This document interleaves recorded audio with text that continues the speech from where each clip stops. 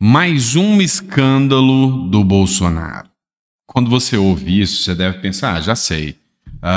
Mais uma joia do Bolsonaro, que o Bolsonaro pagou, não causou prejuízo à União e que o Lula tinha feito pior, mas o Bolsonaro não pode, o Lula pode. Ou então você pensa, o Bolsonaro deve ter molestado algum parente da baleia lá, né? Ou então, às vezes você vai pensar, já sei, é o caso da ABIN paralela, que esqueceram que o Lula fez até grampo ilegal em ministro do STF, em deputados, em senadores, mas ninguém fala nada, né? Já sei, o anão, lembrei, o Bolsonaro pegou o anão no colo e isso é capacitismo. Manda prender, porque o Bolsonaro achou que era uma criança. Pois é. Toda vez que você vê mais um anúncio desse de que Bolsonaro cometeu mais um escândalo, né? Não dá para acreditar fácil. É igual o caso da Covid. Todo mundo fala, né? Mas ninguém está comentando agora os mortos por dengue. São muitos por dia já. Ninguém está comentando as vacinas da própria Covid, que o Lula só adquiriu 15% do que foi recomendado, né? Ninguém fala nada. Então, assim, é escrachado como você vê a diferença de posição. Qualquer coisa, inclusive nesse escândalo do ABIN, o Bolsonaro está sendo acusado de fake news, né? Mas, do lado de lá, do lado da esquerda, ninguém comete fake news.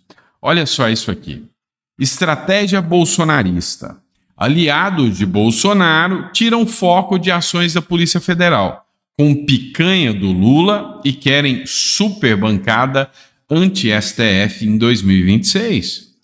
Às vésperas da disputa eleitoral de 2024 e se estruturando para a corrida em 2026, os aliados de Jair Bolsonaro têm apostado na estratégia de ignorar publicamente as diversas frentes de investigação da Polícia Federal contra o ex-presidente, enquanto atacam o presidente Luiz Inácio Lula da Silva e o Poder Judiciário. Engraçado é que os petistas ignoravam Petrolão, Mensalão, a Lava Jato, era isso que os petistas ignoravam. E aí os bolsonaristas, eles ignoram assuntos que, assim, não convencem, não. Nem esquerdista está 100% convencido com esse caso de joias de Bolsonaro, esse caso de ABIN paralela, sabe? Não conseguiram convencer. Agora vocês falaram de um tema interessante. A super bancada anti-STF no Senado no ano que vem, né? Em 2026, na verdade. Vocês sabem, a realidade é que, se tudo correr bem, se depender da vontade do povo, o Senado vai ser 60% ou 70% de direita. Se o povo aprender a votar um pouquinho mais, e aí que é o difícil, 60% a 70% de direita. E aí, meu amigo, eu vou sentir tanto prazer em trazer as notícias para vocês, da pressão dos senadores sérios, escolhendo um presidente sério, que não é o Rodrigo Pacheco, mas eu vou sentir prazer demais.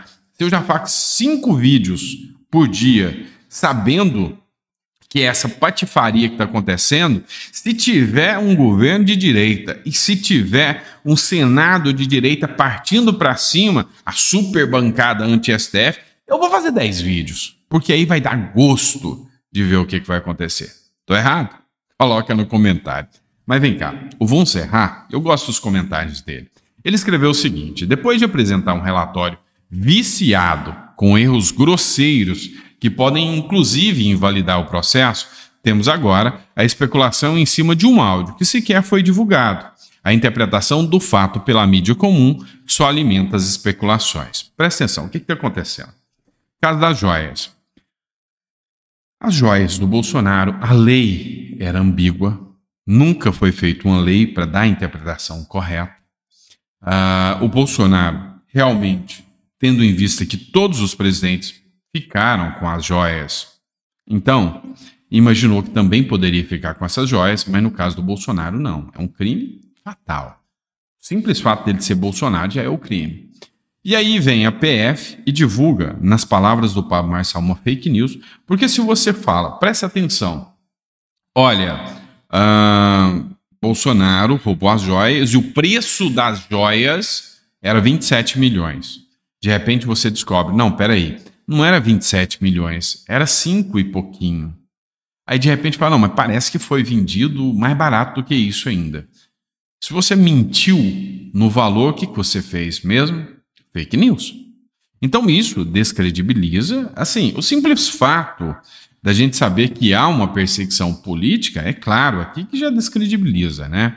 Mas o que vocês precisam entender? Eles vão soltando pílulas. Agora, o caso que o Fonserrat questionou aqui é o caso da BIM paralela, que supostamente tem um áudio do Ramagem e do Bolsonaro. E o Ramagem foi um traidor do Bolsonaro porque ele gravou o áudio sem autorização do Bolsonaro e agora a casa vai cair. Mas ninguém viu esse áudio.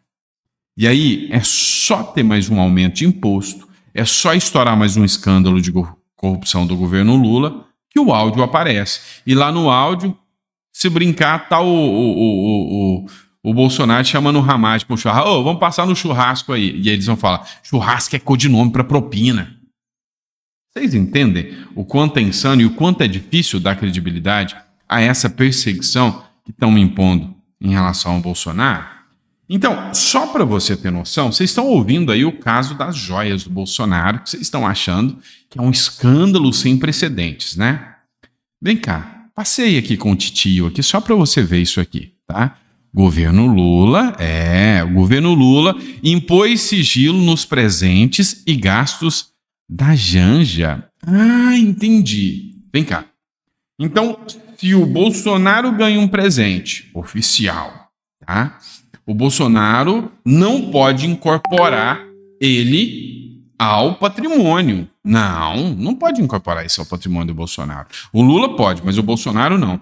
Mas como ficou feio, e agora por causa dessa porcaria de querer incriminar o Bolsonaro, o Lula também não pode pegar, faz o seguinte, dá presente para a Janja. Em vez de dar para o Bolsonaro, dá para a Janja. Tanto é que o Lula mandou até a Janja para o Macron, lembra disso?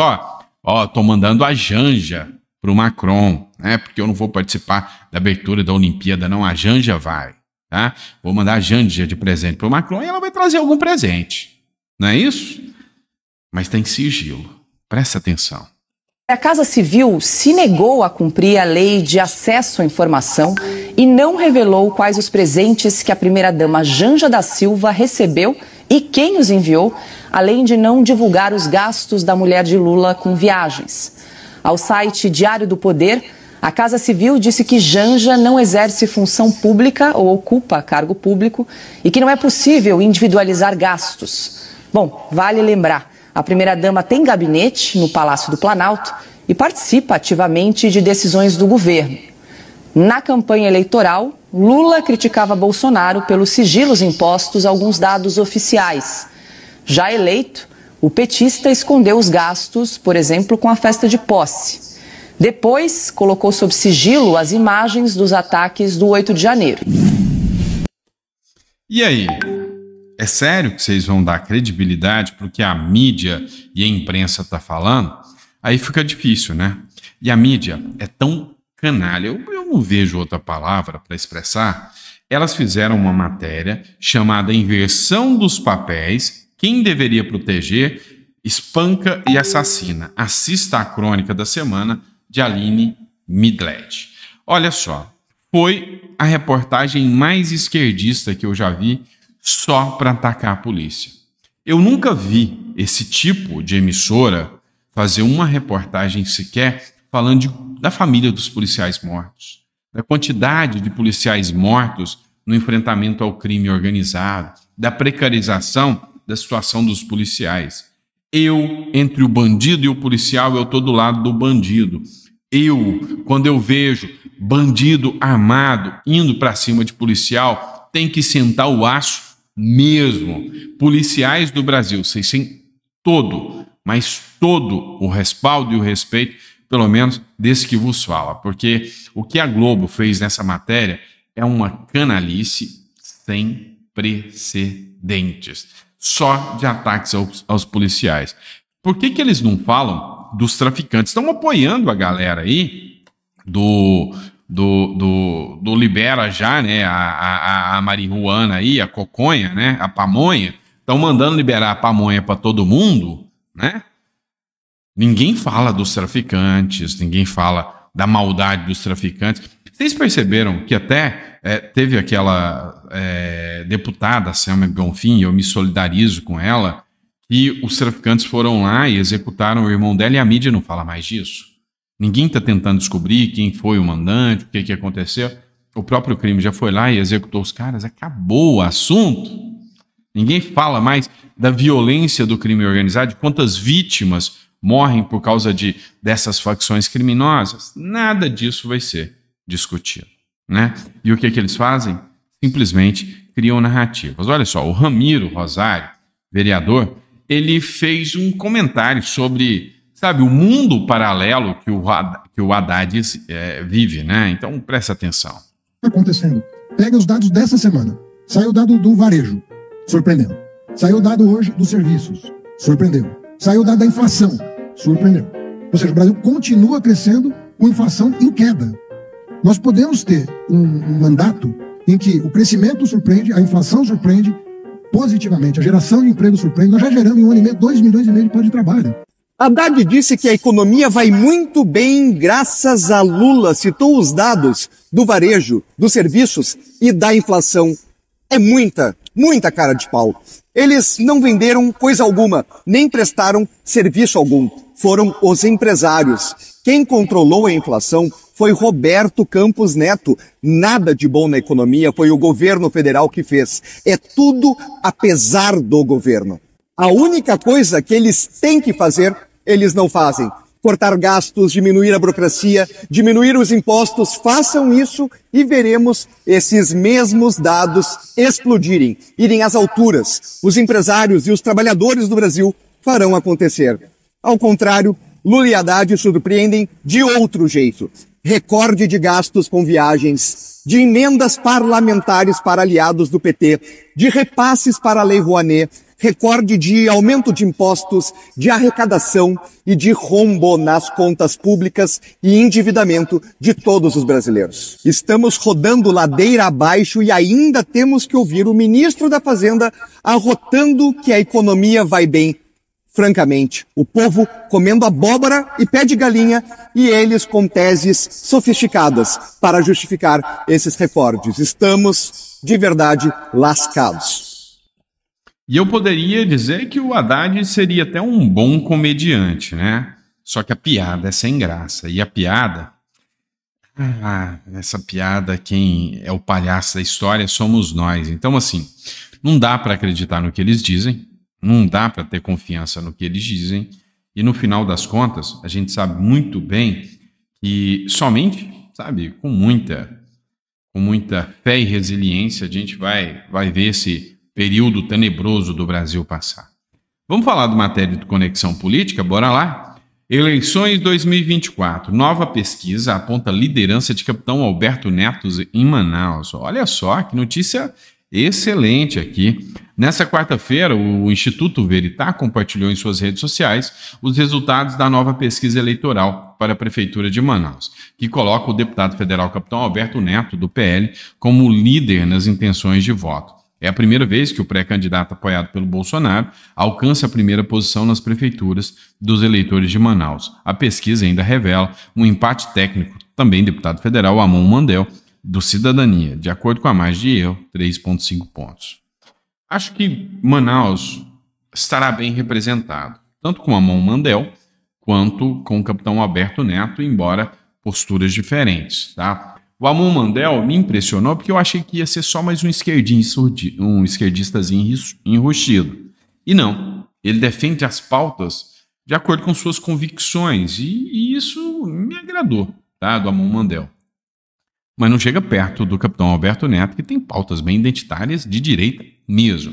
Então, na minha visão, é óbvio que Manaus estaria mais bem representado com o capitão Alberto Neto, não tenha dúvidas. Até porque a chance do Amon Mandel, se eleito, dar apoio depois para um candidato a senador de esquerda, isso no momento posterior, é maior. Então, assim, eu acho que o pessoal de Manaus devia apostar no capitão Alberto Neto. Pelo menos essa é a minha visão. focando no super, como é que eles chamaram? Super time anti-STF, né? No Senado, tá bom? É isso, pessoal. Obrigado por ter acompanhado a gente. A gente volta daqui a pouquinho com mais um editorial para vocês. Grande abraço e até lá.